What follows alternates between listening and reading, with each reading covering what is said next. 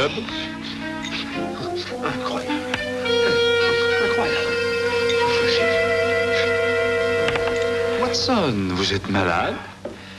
Absolument fantastique. Que vous est-il arrivé? Auriez-vous rencontré un fantôme? Un fantôme? Ah, un verre de cognac, par pitié, un verre de cognac. Tenez. Ouais, merci. Qui vous a frappé? Et vous l'avez dit tout à l'heure, un fantôme. Sans aucun avertissement, il m'a donné un coup de poing sur l'œil. Ne vous énervez pas. Vous feriez bien d'en boire un autre. Ah, oui. Oh, merci. Bon, reprenons tout.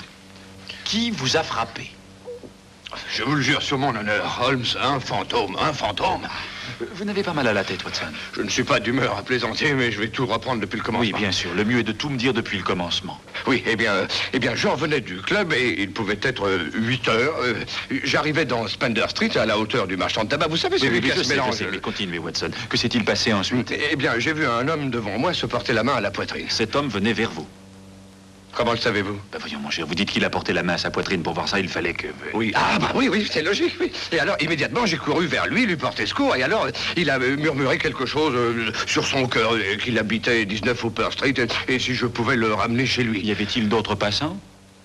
Non, la rue était déserte. Bon, continuez. Eh bien, ensuite, sa logeuse nous a fait entrer, et comme il avait perdu connaissance, j'ai été forcé de le porter dans sa chambre, et je l'ai déposé sur son lit, et Holmes, il était mort. Vous entendez, Holmes, ce qui s'appelle complètement, définitivement mort. Je sais reconnaître un mort quand j'en vois un, j'ai pas pu me tromper. Non, bien sûr que non, mon vieux, non. Et alors, que s'est-il passé ensuite? Eh bien, alors j'ai dit à la logeuse... Non, c'est-à-dire que la logeuse m'a dit qu'elle allait appeler la police, et j'ai laissé mon nom au cas où on aurait besoin de moi, alors j'ai pensé qu'il était plus délicat de ma part de m'en aller, des parents pouvaient venir. Oui, très juste, Watson. Votre situation était délicate. Oui. Et quel est le nom de cet homme? Higgins, Albert Higgins. Ah, Higgins. Et qu'avez-vous fait après avoir quitté la maison? Ben, vous savez, ça avait été plutôt fatigant de le transporter. Il était lourd. Aussi, en sortant, je me suis précipité dans un petit bar, boire en remontant. Oui, et alors ensuite, j'ai repris le chemin de l'appartement. Et alors, juste comme j'arrivais dans Spender Street, je me suis retrouvé devant... Albert Higgins? Oui, face à face avec moi. Il était là, me dévisageant. Nous sommes restés là, nous regarder une bonne minute. Et puis, il m'a donné un coup de poing sur l'œil. Et ensuite, Holmes, il s'est évanoui. Évanoui? Oui, complètement. C'est-à-dire qu'il s'est enfui? Eh bien, la rue n'était pas très bien éclairée. Il m'a fallu une minute ou deux pour reprendre mes esprits. Et j'ignore s'il s'est enfui, mais il a complètement disparu. Eh bien, c'est plutôt extraordinaire. Plutôt. Avez-vous parlé à ce fantôme? Voyons, j'ai dû dire... incroyable, Higgins, ou peut-être bien Higgins, c'est vous, au nom du ciel, oui. Ah oui, réaction bien naturelle, Watson. Décrivez-moi Higgins. Voyons, 50 ans, cheveux grisonnants, taille moyenne.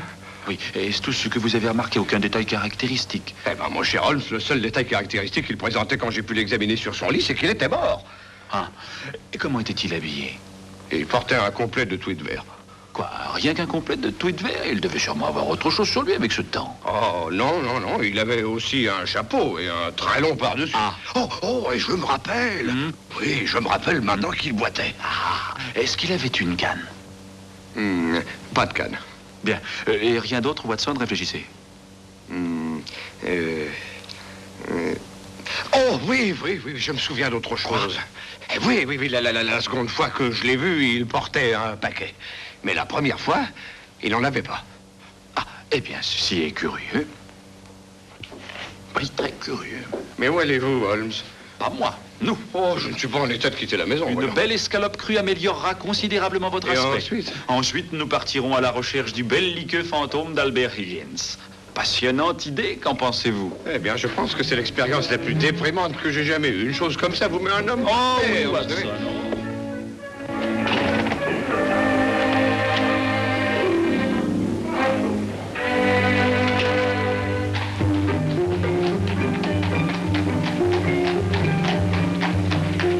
Il devait être du genre bohème, si j'en juge par ce feutre à large bord. D'ailleurs, il est apparent que c'était un artiste, bien qu'il n'ait pas dû peindre beaucoup ces derniers temps. Regardez les taches de peinture sous les bords, ici. Et c'est de la peinture pour chevalet. Hé là, qu'est-ce qui se passe? Et qui êtes-vous? Qu'est-ce que vous faites dans la chambre de ce pauvre Albert? Oh, bonsoir, Madame Blake. Vous vous souvenez de moi, Dr. Watson? Ah, vous êtes le type qui a ramené le pauvre Albert. Oui. Qui c'est, le monsieur, avec vous? Ah, c'est Monsieur Sherlock Holmes. Madame Maggie Blake, la propriétaire. Je suis charmée de vous connaître, monsieur Holmes. Oh, pauvre Albert. En voilà un qui aimait bien la vie, pourtant, je vous le jure. Il serait sûrement pas mort s'il avait pu faire autrement. Nous sommes tous comme lui, madame. J'étais sortie pour aller m'offrir un petit verre et verser une larme sur ce pauvre cher Albert. J'ai pensé que ça lui ferait plaisir de savoir que j'ai bu un dernier verre de bitter à sa santé. Aucun doute là-dessus, madame. Je vois que le corps a été enlevé par les autorités. Oh, oh, le pauvre cher Albert à la morgue. Oh. Ah, c'est triste. Mais avez-vous prévenu sa famille de son décès, madame Blake? Non, il n'en avait pas. Albert était seul au monde. Non, je vois. Où monsieur Higgins travaillait-il, madame? Au musée Pembroke, juste après le coin, dans Spender Street. C'est un musée de peinture, monsieur. Albert y était gardien de jour. Gardien de jour, vous dites. Quelles étaient ses heures de travail? De 9h du matin à 9h du soir. Et ponctuel qu'il était, c'est moi qui vous le dis. Jamais en retard d'une minute. Pauvre Albert. Et il revenait du musée alors quelques minutes après 9h tous les soirs? Oui, oui, pour faire son dîner. Et c'était un vrai cordon bleu, c'est moi qui vous le dis. Excusez-moi de dire ça, madame, mais vous devez faire erreur. C'est certainement à 8 heures que M. Higgins quittait son travail. Parce qu'il était à peine plus de 8 heures quand je l'ai ramassé dans la rue et ramené ici. Ah non, docteur, il était un peu plus de 9 heures. J'ai remarqué l'heure parce que justement, j'attendais qu'Albert soit de retour. Je lui avais acheté une tranche de bœuf. Il rentrait toujours à la maison à 9h et quelques minutes. Il ne la mangera jamais, sa tranche. Pauvre Albert. Quelqu'un vous a poché l'œil? Hein? Oh, non, je me suis cogné contre une porte. J'ai toujours évité d'écouter aux portes. Ça ne rapporte que des désagréments. Mais croyez bien, chère madame, je crois n'écoutais avoir pas. appris tout ce qu'il y avait à apprendre, Watson. Merci, madame. Vous allez pouvoir rester seule avec votre chagrin. Pauvre cher Albert. Vraiment, cet œil est très embarrassant, Holmes. Et avez-vous entendu ce qu'elle a insinué? C'est une terrible situation et elle se trompe aussi pour l'heure. Vous savez, quand je l'ai rencontré, il était environ 8 heures. Et il n'y a que quelques minutes à pied depuis Spender Street. Vous savez, le temps est une curieuse dimension, Watson. L'habitude, jointe à une idée préconçue, peut facilement déplacer les aiguilles d'une pendule, sans que cela gêne la bonne marche de cette pendule. Où allons-nous maintenant? Examiner la dépouille mortelle de ce pauvre cher Albert Higgins.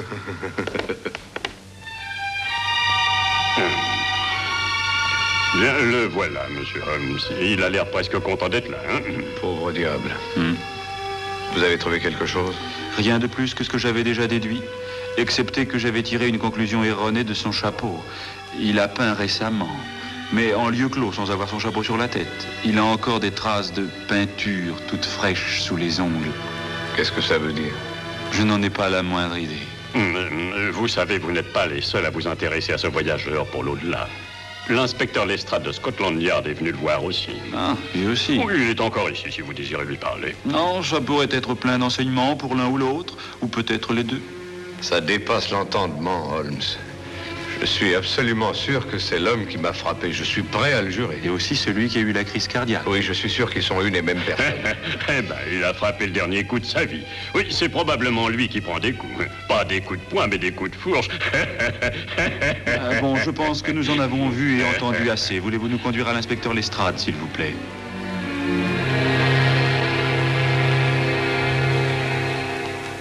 Ah, bonjour, inspecteur. Ah, monsieur Holmes, c'est une surprise de vous voir ici. D'ailleurs, c'est une affaire qui ne présente vraiment rien d'exceptionnel. Alors, pourquoi, mon cher inspecteur, êtes-vous également ici?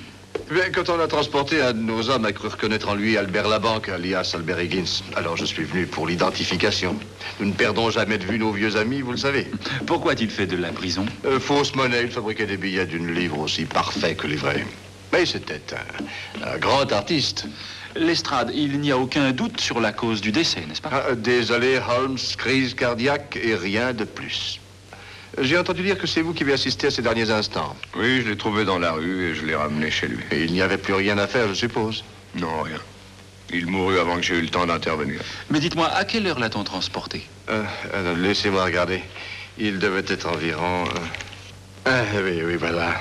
9h45. Quand la logeuse Diggins a averti l'agent de police Smith, il était 9h30. Il n'a fallu que quelques minutes à Smith pour faire enlever le cadavre. Inspecteur, êtes-vous sûr qu'il était 9h30 et non pas 8h30? Ah non, 9h30, c'est écrit ici dans le rapport de Smith. Pourquoi? Oh, eh bien, ça n'a aucune importance. Vous êtes bien sûr, Lestrade, qu'il n'y a rien d'anormal et que la mort est due à des causes naturelles? Oh, non, il n'y a aucun mystère dans cette affaire. Aucun mystère, mon cher Holmes.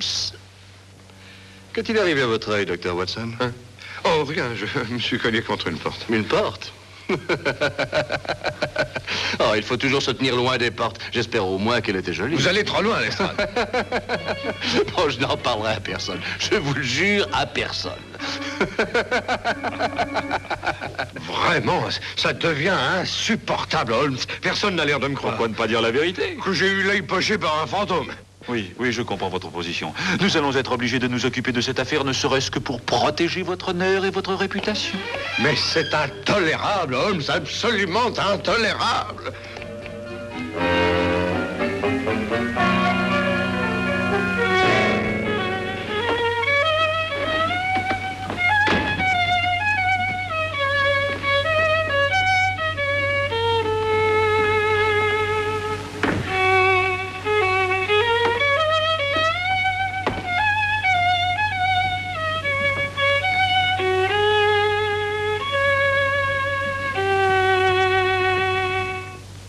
Bonsoir, Watson.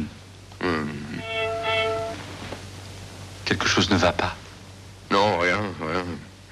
Bien sûr que non, rien. Vous êtes sûr de ne pas broyer du noir au sujet de l'affaire d'hier soir? Évidemment pas, ne soyez pas ridicule. Allons, dites-moi tout. Bien, Non, il n'y a rien à dire de plus, je ne vois pas ce que vous allez imaginer. Allons, Watson, il y a quelque chose qui vous travaille. Voilà, Non, vous ne me croiriez pas, personne ne me croirait. Oui? Eh bien, j'ai revu Albert Higgins dans Spender Street ce soir à l'instant. Et il vous a poché l'autre œil. Il m'a tordu le nez. Il a fait ça? C'est très intéressant, Watson.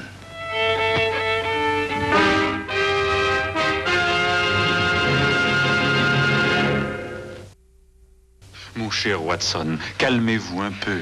Non, écoutez, Holmes, cette maudite affaire Higgins va me rendre fou. D'abord l'incident d'hier soir et maintenant ce soir. Calmez-vous, Watson, et racontez-moi. Tout peut dépendre de cette seconde rencontre.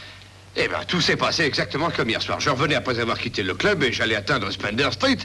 Il y a de ça à peine quelques minutes, un peu après 9 heures. Je m'étais un peu attardé au club à cause d'un explorateur revenant d'Afghanistan, un garçon intéressant. Oui, Watson, mais revenons à votre histoire. D'accord. Je marchais assez préoccupé car toute cette affaire m'a vraiment secoué. Bien que je m'efforce de ne pas le montrer, hein. Mais reprenons. Donc je marchais quand soudain, en relevant la tête, j'ai aperçu un homme à quelques pas de moi. Avançait-il vers vous? Oui. Évidemment, je ne l'ai pas reconnu immédiatement pour... vous savez qui. En tout cas, je m'écartais pour qu'il passe et il s'écarta pour que moi je passe. Ce qui fait qu'on a zigzagué un petit moment comme ça dans tous les sens et à la fin, nous nous sommes connus l'un dans l'autre. Et alors, vous avez cru reconnaître Albert Higgins? Mais c'était bien Higgins, je suis prêt à le jurer. Je le reconnaîtrais n'importe où mieux que moi-même. Était-il habillé comme hier soir? Exactement. Et qu'a-t-il fait ensuite? Mais je l'ai déjà dit, il a levé le bras et alors... foot, enfin, vous le savez bien. Et il a disparu, volatilisé. Splendide, Watson, c'est splendide, tout cela cadre parfaitement. Mais encore une question, portait-il un paquet? Mais, oui, il en portait un comme hier soir. Dites donc, Holmes, est-ce que vous croyez Quoi? Aux choses surnaturelles? C'est-à-dire aux fantômes? Eh bien, ça semble insensé, je le sais, mais Higgins est bien mort d'une crise cardiaque, aucune fraude possible sur ce point. Aucune fraude possible? Mais toute cette affaire n'est faite que de fraude. Croyez-moi, Watson, je n'ai pas perdu ma journée. Savez-vous que le musée Pembroke expose une collection de peintures prêtées par le gouvernement italien et qu'au nombre de ces peintures, il y a le fameux tableau de Léonard de Vinci, La Madone au clair de lune? Oui, j'ai lu ça dans les journaux, mais qu'est-ce que ça a à voir avec Albert Higgins? Nous allons faire une visite à notre bon inspecteur et lui apprendre que si le fantôme d'Albert Higgins ne vous avait pas poché l'œil... Et il m'a tordu le nez. Et pas tordu le nez, jamais je n'aurais soupçonné que la Madone au clair de lune de Léonard de Vinci avait été volée. Quoi? Voyons, ça tombe sous le sens. Ah oui, bien sûr.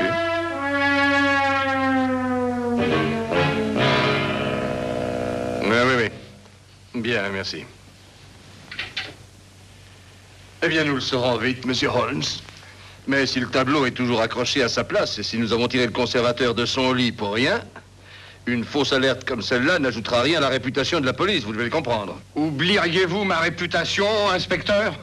Quand je dis qu'un homme est mort un peu après 8 heures, c'est qu'il est mort un peu après 8 heures et pas un peu après 9 heures. Et quand je dis que son fantôme m'a poché l'œil une demi-heure plus tard, c'est qu'il m'a vraiment poché l'œil. Oh, chacun de nous peut avoir un moment d'égarement, docteur Watson. L'erreur est humaine, un poète l'a dit. Et de plus, je tiens à vous dire que ce soir encore, je me suis cogné dans le fantôme de ce type et qu'il a osé... Je n'étais pas au courant de cette deuxième rencontre. Ah, vraiment? Eh bien...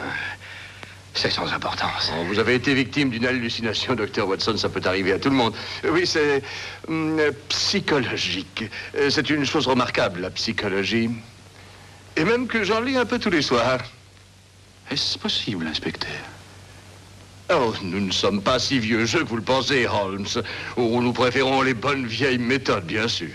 Et tout à fait entre nous, je ne crois pas que la psychologie ait un grand avenir. Oui, entrez. Hawkins, vous avez vu le conservateur? Oui, monsieur. Je suis allé voir monsieur Bentham comme convenu. Ah, il a piqué une crise de nerfs quand j'ai dit que le portrait de la Madone au clair de lune avait été volé. Ensuite? Ensuite, on a couru jusqu'au musée. Ensuite? Monsieur, le portrait était là, accroché à sa place. Bonne nuit, monsieur.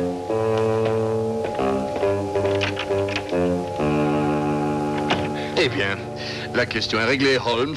Je le disais au docteur Watson, l'erreur est humaine. Est-ce que je peux vous déposer quelque part? Merci, inspecteur. Je crois que ça pourrait être une bonne idée de nous arrêter au musée Pembroke en passant. Vous avez entendu ce que Hawkins a dit. Le portrait est toujours à sa place.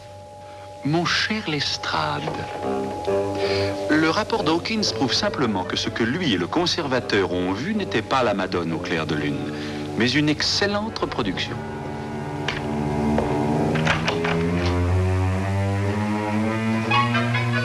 Mais de quoi parle-t-il? D'art, de fantômes, de mon œil poché et de psychologie.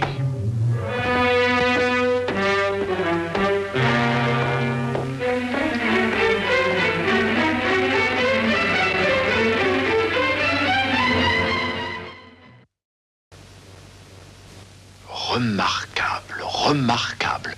Seul un examen minutieux au microscope des coups de pinceau peut démontrer la différence avec ceux de De Vinci. Évidemment, si vous avez encore des doutes, une analyse chimique de la peinture utilisée vous prouvera qu'elle est de fabrication moderne. Non, non, non. Vous m'avez convaincu, monsieur Holmes. Une analyse est inutile. Mon Dieu, c'est une catastrophe. Une situation délicate, en tout cas, hein? Les Italiens ne vont pas manquer de rendre le gouvernement anglais responsable. Cette peinture est un trésor national italien.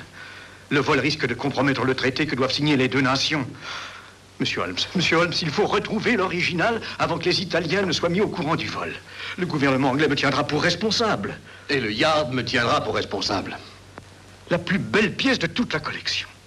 Oui, naturellement.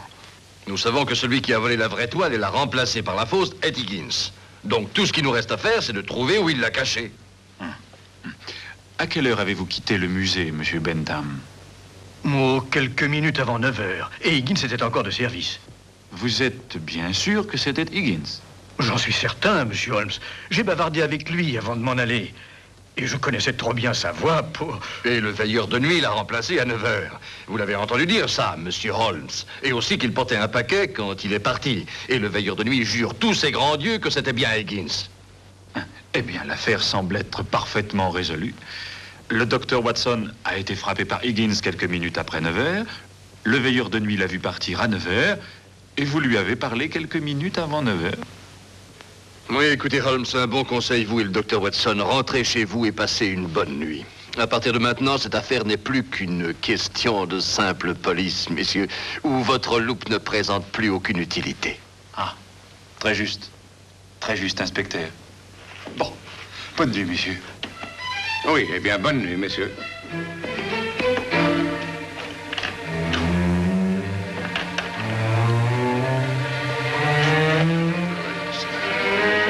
C'est terrible, inspecteur. Terrible, vraiment terrible. Qu'est-ce que nous allons faire? Affaire intéressante, hein, Watson?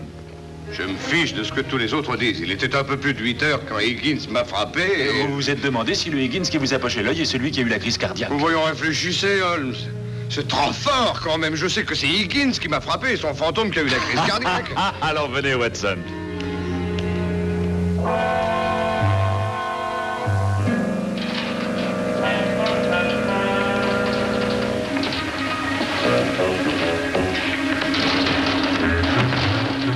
Enfin, Holmes, ayez au moins la décence de me dire où vous m'avez entraîné.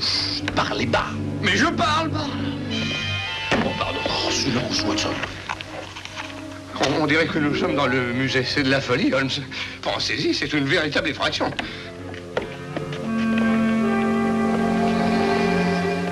Tenez-moi ça. Quoi? Oh.